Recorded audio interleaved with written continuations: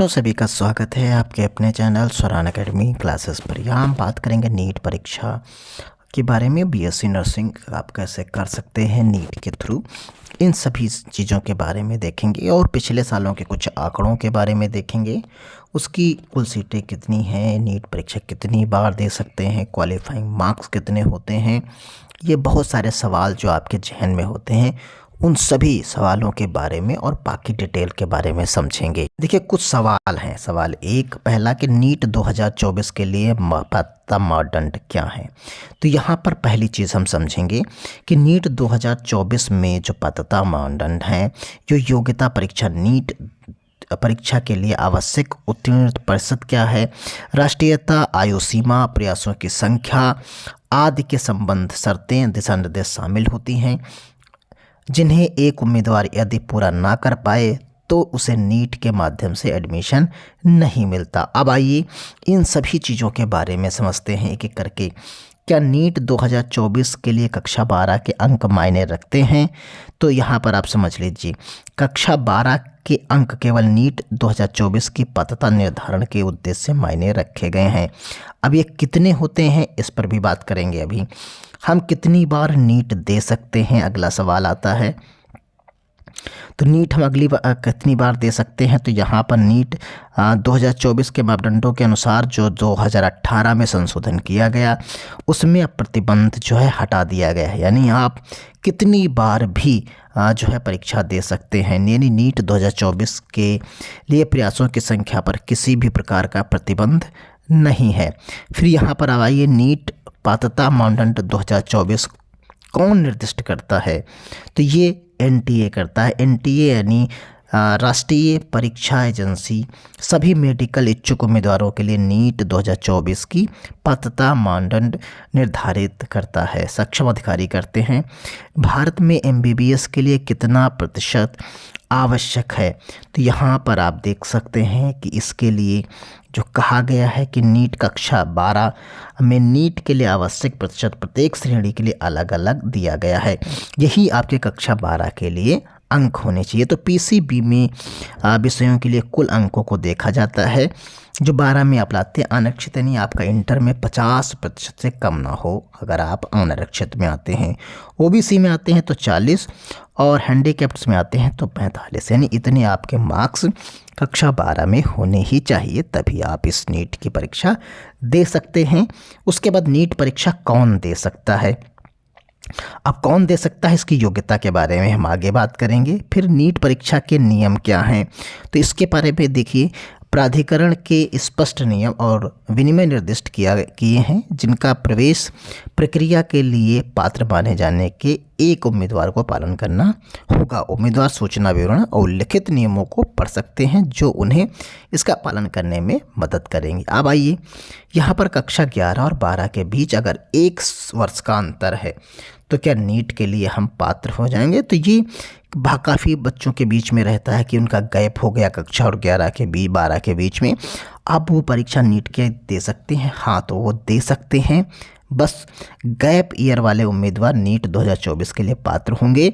इसके लिए MCI यानी regulation on graduate medical education 1977 में संशोधन किया गया है, जिसमें ये निर्दिष्ट किया गया है कि छात्र को प्रवेश के लिए पात्र बनने के लिए लगातार 2 साल का अध्ययन करना होगा। हालांकि इस संशोधन में को दिल्ली उच्च न्यायालय ने हटा दिया था। अंतराल वाले उम्मीदवार को नीट 2024 के लिए उपस्थित हो सकते हैं। नीट का नवीनतम सूचना विवरण को भी निर्दिष्ट करता है, तो यानी आप परीक्षा दे सकते हैं। पहले नहीं दे सकते थे लेकिन अब दे सकते हैं। तो यहाँ पर नीट एग्ज़ाम के लिए कितनी उम्र होनी चाहिए? तो कितनी उम्र होनी चाहिए? तो ये जिस वर्ष में आप परीक्षा दे रहे हैं उसकी 31 दिसंबर से आपको 17 वर्ष का हो जाना। जिससे आप 2024 में परीक्षा देंगे तो ये 2024 की जो परीक्षा की अगर हम बात कर रहे हैं तो आप देख लीजिए 31/12/2024 की डेट को आप कितने वर्ष के हो जाएं? 17 वर्ष के हो जाएं। अगर हो जाते हैं तो आप उम्र के आधार पर एलिजिबल हो जाएंगे। यहाँ पर आप देख सकते हैं नीट में कितनी सीट्स हैं। यहाँ पर तो नीट में कितनी सीट है, अब प्रश्न उठता है यहाँ पर कि नीट में कितनी सीट हैं। ये एक बेहद महत्वपूर्ण प्रश्न है। और नीट में कितनी सीटें हैं, नवीनतम अपडेट के साथ आप देख सकते हैं यहाँ पर कि मेडिकल कॉलेजेस में जैसे देश में 8,195 यूजी सीटों की वृद्धि होगी और यूजी सीटों में कुल संख्या बढ़ाकर अब 1,07,658 MBBS की और 27,868 BDS की और 52,720 आयुष की। इसी तरीके से पशु चिकित्सा की और BSc नर्सिंग की 487 सीट्स आपको मिलती हैं। तो इस तरीके से आप देखेंगे 50 कॉलेजेस में 30 सरकारी और 20 निजी, कुल मिलाकर देश के मेडिकल कॉलेजों की संख्या अब 702 हो गई है। इसी तरीके से आप कट ऑफ की बात करते हैं अगर क्वालिफाइंग मार्क्स के, तो सामान्य वर्ग में 2023 में जो कट ऑफ रहा वो 50वां परसेंटाइल 720 यानी 137 नंबर आपको लाने अनिवार्य थे अगर आप सामान्य में थे। इसी तरीके से 107 नंबर, फिर यहाँ पर 121 और यहाँ पर 107 नंबर आपको लाने ही थे। इसी तरीके से पिछले वर्षों का कट ऑफ आप देखते हैं अगर 2022 यानी 19, 20, 21 और 22, तो लगभग सभी का उसी के आसपास रहता है, थोड़ा सा डिफरेंस 1-2 नंबर का रहता है। ये कैटेगरी वाइज आप यहाँ पर देख सकते हैं, हर एक साल का समझ सकते हैं। तो यहाँ पर नीट कट ऑफ में आप देख सकते हैं कि डिटेल्स में दी गई हैं चीज़ें। अब यहाँ पर BSc नर्सिंग प्रवेश के लिए नीट पात्रता आप अपडेट देख सकते हैं। नीट स्कोर में नर्सिंग प्रवेश के इच्छुक अभ्यर्थी जो हैं ध्यान दें इस पे कि नवीन 12वीं के लिए नीट पात्रता अंक, नीट के लिए एलिजिबल जो मापदंड है, कहा गया कि जो आयु हो वो 31 दिसंबर 2024 तक आयु 17 वर्ष होनी चाहिए। योग्यता के रूप में आपके पास भौतिक, रसायन और जीव विज्ञान अंग्रेजी के साथ आप कक्षा 12 उत्तीर्ण हो।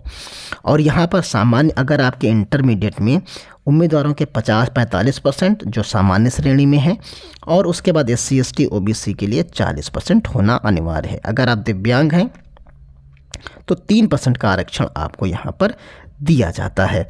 तो इस तरीके से आप यहाँ पर डिटेल को समझ सकते हैं, चीज़ों को देख सकते हैं। और नीट योग्यता के लिए कोड भी होते हैं बहुत सारे, जो किस तरीके के कोड होते हैं 1 2 3 4 5 किस तरीके से कोड दिए जाते हैं। लेकिन यहाँ एक चीज़ और हम बता दें कि शॉर्टकट में कि जो नीट का स्कोर होता है, आपका जो स्कोर होता है नीट का, उसमें अगर आप BSc नर्सिंग करना चाहते हैं, क्योंकि सीटें आपने देख ली बहुत कम होती हैं, तो अगर आप अच्छे इंस्टीट्यूट से जैसे BHU है और बाकी जगहों पे जो मिलता है उसमें अगर आपके 400 नंबर आ जाते हैं, किसके जनरल कैंडिडेट अगर आप हैं, तो आपको श्योर डेट BSc नर्सिंग में एडमिशन मिल जाता है। ये स्कोर नीट की हम बात कर रहे हैं कि अगर आपके नीट में नंबर आ जाते हैं। इसी तरीके से ये BSc नर्सिंग के लिए है। और इसी तरीके से अगर आपके 370 के आसपास अगर OBC हैं तो आप आ जाते हैं, तो आपको मिल जाता है आसानी से 300 नंबर के आसपास SC में और जो है 250 के आसपास तक ST में मिलने के चांसेस रहते हैं। तो इस तरीके के ये स्कोर्स आपके पास अगर होते हैं, कट ऑफ इतना अगर आप क्रॉस करते हैं तो आपको आसानी से जो है कॉलेज BSc नर्सिंग का मिल जाता है, क्योंकि 400 से 500 के बीच में ही सीट्स यहाँ होती हैं, बहुत ज़्यादा सीट्स नहीं होती हैं। तो उम्मीद करते हैं आपको कुछ आंकड़े और कुछ मोटिवेशन या कुछ डिटेल्स मिल गई होगी। और अगर डिटेल्स चाहिए, जैसे ही फॉर्म आएगा, चीज़ें आएंगी, बदलाव होंगे, उन सभी मुद्दों पर हम यहाँ पर बात लगातार करते रहते हैं। आप चैनल को सब्सक्राइब कर सकते हैं, लाइक कर सकते हैं, अपने दोस्तों को भी शेयर कर सकते हैं। धन्यवाद। जय हिंद, जय भारत।